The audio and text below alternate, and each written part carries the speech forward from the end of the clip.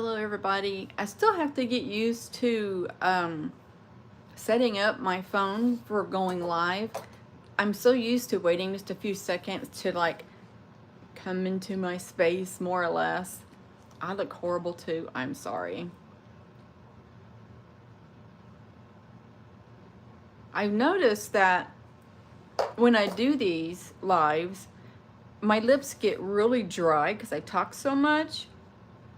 And then, oddly, my lips start sticking to my teeth.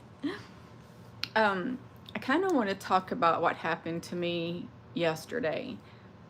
It was around 8 o'clock, give or take just a few minutes, and I usually take my showers at night. And I'm sitting on my bed thinking about my diagnosis, and all of a sudden it kind of started hitting me.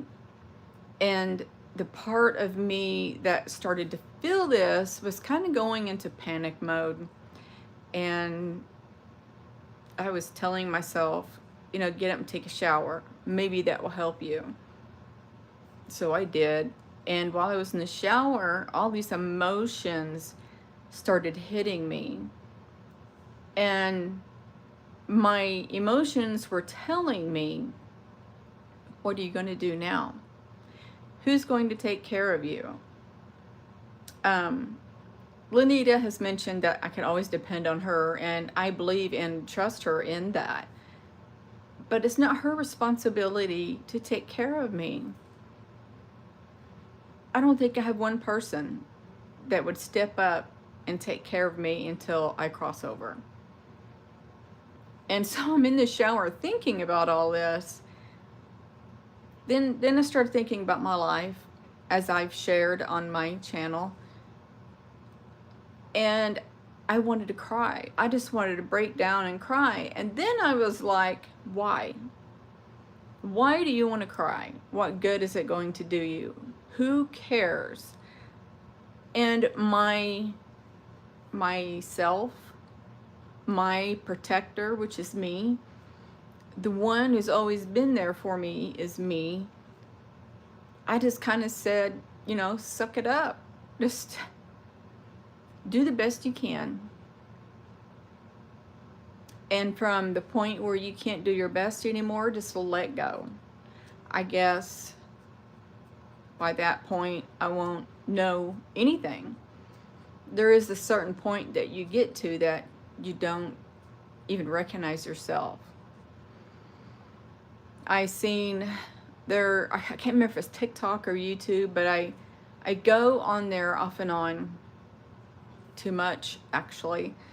I can't remember what channel it was on, but it's a daughter taking care of her mother, and you can clearly see that this daughter really loves her mother, but I can't remember if it's that one or another one. I'm sorry, I'm probably confusing you. But what I'm trying to get at is the mom has dementia. She doesn't know her children or anything. And she goes up to a mirror and she's pointing at that mirror saying, who is that? And just now when I started talking to you guys, it just hit me. Hi Kong, how are you? But I will get to that point where I'm looking in the mirror and I won't even recognize myself. And that's scary, but also comforting, if that makes sense, because I wouldn't know me. I wouldn't know my family, which I don't have much of a family. I will probably be put in a home at that point. And I guess at that point, I won't know and I won't care. I think. I don't know. I've never had dementia before. So a lot of that I have to deal with and prepare mentally starting now. But I remember I came out of the bathroom because I'm still staying at my ex's house, and I'm headed to my room, and he's on the couch, and I said, this has finally hit me. It's finally affecting me after 2 days of receiving that diagnosis. And you can tell that he wanted to say something, but he's not good at that kind of thing. And I can't even remember what he said. It was caring, but I guess not what I was looking for, because in a situation like mine, you want somebody that's caring and there for you as many times as you need them. And of course, I don't have that. But yes, I'm scared. I don't know if my diagnosis is weird because it's a very long title. It involves what I thought was amnesia because it says amnesia something, but I googled it and it is a form of forgetting things. And then it's something else I can't remember. I will probably tag my diagnosis in the description after I'm done with this video. But it has dementia and Alzheimer's in there, and it's abbreviated DAT. It's confusing, but I see him on the 4th, and I need to clarify that whole title. And it's scary to think that I have that whole freaking sentence of diagnosis. Also, I don't even know if I talked about this, that with every surgery I have, my memory tends to get smaller and smaller. And I've had to have a lot of surgeries, so I kind of didn't have a choice because I had to have my surgeries. My right hip, the tendon ruptured. So if I didn't have all of these surgeries, my tendons would have ruptured. And it's pretty painful. But anyway, I remember with my right shoulder surgery, the anesthesiologist came in, and he has a huge ego. He was not appropriate for his job position because he didn't care. And the reason why I say that, because when I started realizing that these surgeries were affecting my memory, I remember somebody in the medical field told me to tell the anesthesiologist not to give you that medicine that makes you forget, because it affects your memory. And I said, okay. And so with the shoulder surgery, I told him that, and he started yelling at me. And he was like, well, what one is it? Because everything you're getting today is going to affect your memory. And I'm just like, you know what? You do you. I am sorry that I disrupted you, but just do it. Because at that point, I didn't care, because I had been suffering for years with my right shoulder surgery. And then after that, I just stopped saying it. I've had 3 more surgeries since then. And that's not a good situation either when you go into the medical field or surgery. Well, hi, you guys. I got more people. But anyway, to go into a medical field, especially going into having surgery, and they're that heartless and they don't care about your mental health. Not meaning I was anxiety ridden or anything like that, because I've had so many that I just didn't care about having them anymore. I went in it like I was going to the grocery store. But I don't know. There just comes this time where you have to just shut that down and just do what you've got to do. And I have a diagnosis for that. I can't remember what it said because I had done a lot of reading. But it's pointing out this diagnosis is the anesthesia affects her memory. And that is a part of that very long sentence of diagnosis that I have. And it makes it even scarier, because now what? I have one more shoulder and my left Achilles. My left shoulder is starting to hurt. I'm going to wait as long as I can with that. But I can't wait too long, because with my right one, it hurt so bad, it hurt to dress. It hurt to hold a gallon of milk. It hurt to pull the trash bag out of the trash can. You know how it suctions in there? Well, that hurts pretty bad. So I'm assuming my left shoulder will get there I'm keeping my fingers crossed that it doesn't. My left Achilles has not even started hurting yet.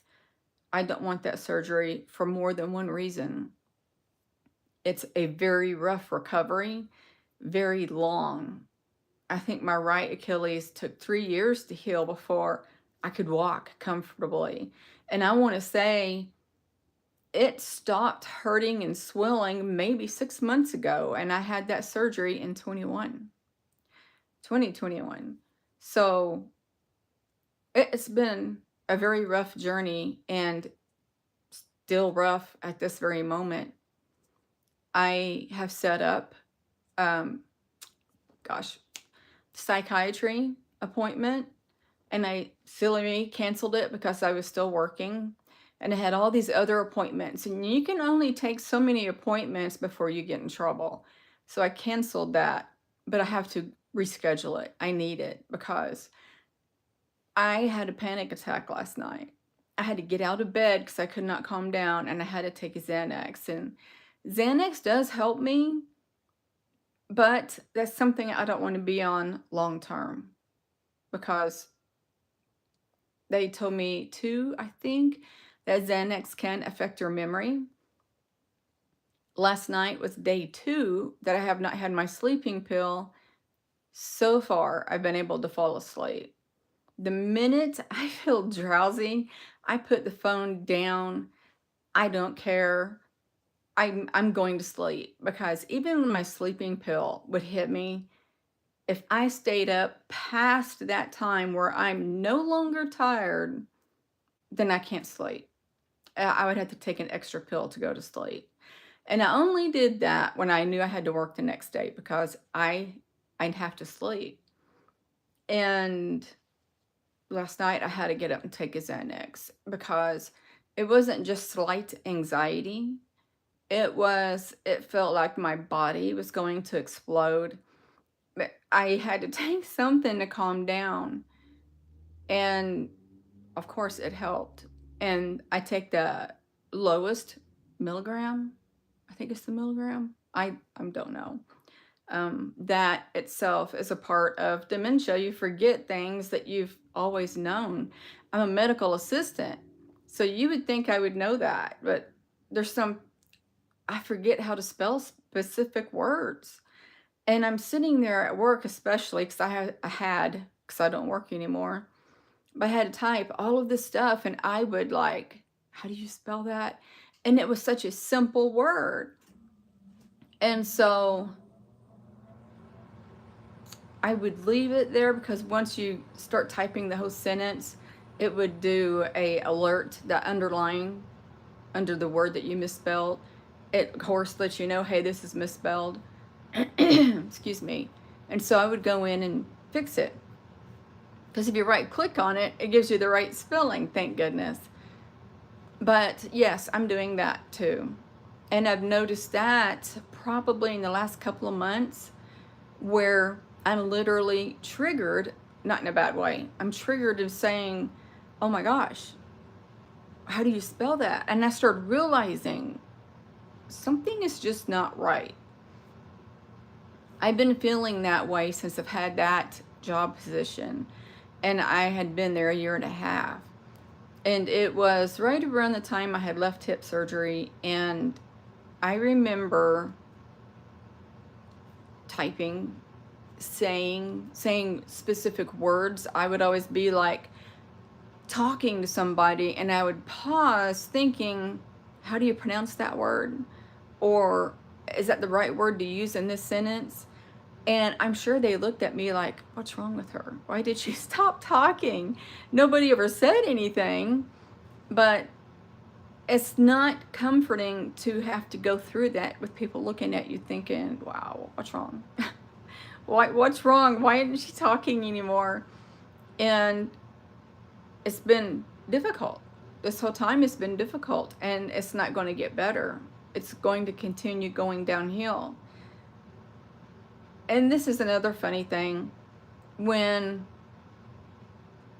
I got the blood work that my folate was low, but my vitamins were normal, And my nurse practitioner suggested that I start taking folate, which is this. I don't know if it's probably going to be backwards. I'm sorry. But she goes, you can get it on Amazon. I don't know why it's not a prescription. And she's like, you know, go ahead and buy those and start taking them. And that's all she said. And I did, still am. But I started researching that. And I'm like, what does the low folate mean? And then when I Googled it, I will say I do understand you did not Google everything. There's some things that you can, but don't. And dementia was in the sentence of low folate. And I believed it fully because of what I was going through. And I even had a friend, strictly known through Facebook. Did you see? I was trying to say Facebook and it wouldn't even come out. But anyway, she works with dementia patients. And she asked me some questions and I told her, but not once did she say, I bet you have dementia. She didn't. And that was another thing that led me to believe, yeah, you have dementia. But let me tell you that also, there are so many things around me that was adding up and telling me, yes, you have dementia. There's a lot of forgetfulness. But then that part of me was hoping it was from the anesthesia, from all these surgeries, and I've had a lot. I think it's between 15 and 17. I can't remember. But the more research I did, it kept pointing to dementia. The longer I worked, that kept pointing to dementia. With my manager keep coming back to me saying, you forgot the step again. It's the same steps that you keep forgetting. And I'm like, which one? And he would point it to me or tell me, excuse me. And I'm like, I know that step. Why? And I know you do that step in this situation, but why did I not do it? And it was so stressful.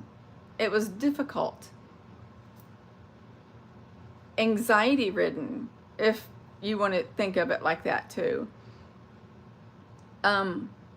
We had 2 or 3 meetings about this. I can't remember, but I didn't let it go as far as the last meeting because he said, we sat down and talked about me leaving the position, and he said, you have some choices. You can look around and find repetitive job positions, and or you can go to this next meeting where you'll be wrote up and let go under negative circumstances, or you can quit.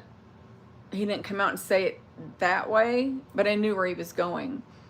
And I told him, there's no way I can get another job position anywhere because I'm not going to retain that information. And then I didn't want to let go either, because to me that's sad, but me quitting is also sad. And so I told him on my last day, I'm not getting better. I have this fright and anxiety of knowing that I am going to mess up. And I think my best choice right now is just to leave today. And he agreed. And he was so comforting and nice. He always was. And he's sitting there, and we're in our little meeting place in the hall. And I handed him before I handed him my badge, he said, will it comfort you that when you leave, that I pack up your desk? And I said, yes, it would. Because he and I had bonded on a pretty good friend / coworker group. I don't know how to word that.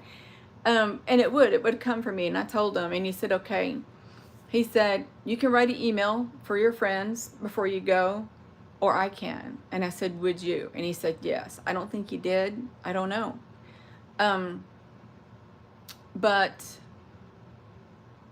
yeah, I handed him my badge, and then he walked downstairs with me, and we talked going downstairs. We talked until we went outside, and I shook his hand, and I said, thank you for being who you are and being such a good manager. And when I went to shake his hand, he looked at me and kind of snickered like, well, this is silly, kind of.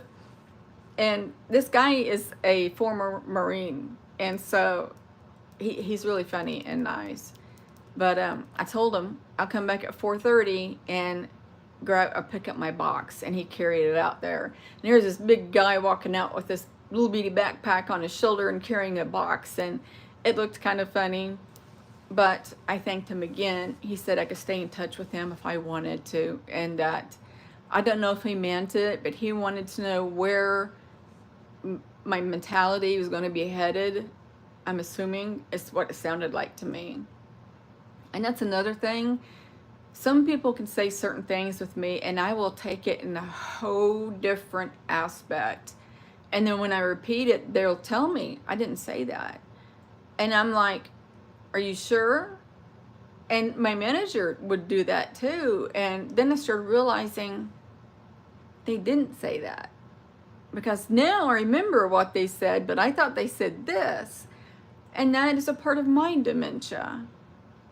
And so that is scary, and that's why it all hit me last night. And I'm sitting here thinking, what am I going to do? I have nobody to help me, and it was very stressful. And I laid there, even after my Xanax, thinking, okay, if I cried, would I feel better? I don't know. Is crying a form of expelling negative emotions, a release? I would say it is, because I'm getting the message that it is. And for those of you that are in here that doesn't follow my channel, I'm a medium and I channel information too. But anyway, I was laying there thinking, should I cry, should I not? Is it a form of expelling of negative emotions? Yes, it was. When somebody crosses over that you care dearly for and you cry, that is a expelling of emotions. And your body goes through the shock moment of what you're going through, and you're just like, what do I do? What do I do? Then your body just starts crying. And then you cry for a little bit, depending on the situation. And then once you're done, you actually do feel better. The pain and whatever you're going through doesn't last forever, depending on the strength or the greatness of being sad. I don't know how to describe that, sorry. But like in my situation, I would have felt a little better. But maybe tomorrow I'd have to cry again. And maybe even the day after. I do know that I will get in a place where self-talk will help, and it's okay to self-talk, especially if you have nobody else. But you have to mentally get in a place where you know where you're going to go, like me with dementia. I want to live to the fullest until I can't no more. I want to do all of these things now, because soon I won't be able to. I want to live life to the fullest. It won't always be this tough and rough and sad this whole time. Especially when somebody crosses over, you don't get over it. You never get over it. You have to expel these emotions. The pain will always be there, but you will grow accustomed to it. Will you cry 20 years down the road in remembering them? Yes. And there's nothing wrong with that. It's an emotion that you have to do. So it's not always fun. I plan on trying to do these lives around noon every day if possible. I'm going to try my best. And I might even try to do 2 a day. I'm saying that now because I don't work. I do nothing else. Yesterday I sat around and I thought, what am I going to do? I don't work now. Well, I guess I'll start reading books. I have a lot of books, especially in my Kindle, so I'll start doing that. I began reading The Day After Roswell, I think is what it's titled, and I think I read the first chapter and just stopped, and this was a month or so ago. So Another thing I want to add is I have one more paycheck coming, and I will be paying on my Durango. But after that, I will probably lose the Durango because I don't have a job. And that's another reason why I'm trying to do all of these YouTube lives, is that I'm trying to get all of these hours in that I'm doing to hurry up and get monetized again. And I'm trying my best. And Toby, I hope you're doing well, and thank you for the hi. I see I have 4 people in here. I don't know who all is in here, but I do know Kong. He's a really good friend also. I want to say to some of you who may not have known this, this is a magnetic hematite, however you say it. It's a magnet, and I guess it's like a stone also. I have been putting this in my pocket every single day here lately, and my hips do not hurt. The other day, my last day at work, I think, I did not have it. No, I did have it. It was the day recently that I didn't have it, and I noticed my hips were killing me, and I'm like, what is going on? And I realized I haven't had that in my pocket. And I put a quartz beside it too because it amplifies. And my hips do not hurt. I'm not lying. I would be embarrassed if I was showing you this and you saw me out and about the same day I showed you this and I'm hobbling in pain. But I think maybe you should try it. You will find it in your crystal shops and Amazon, of course, but be very careful who and where you buy it from, because there's a lot of crooked people in the world. So ladies and gentlemen, maybe ladies, because I don't see all the names in here, but I love you guys, and I'm going to end this here. I'm so glad that you guys have stopped in and watched me. Yeah, stick around and see my story and see how it turns out if you want to.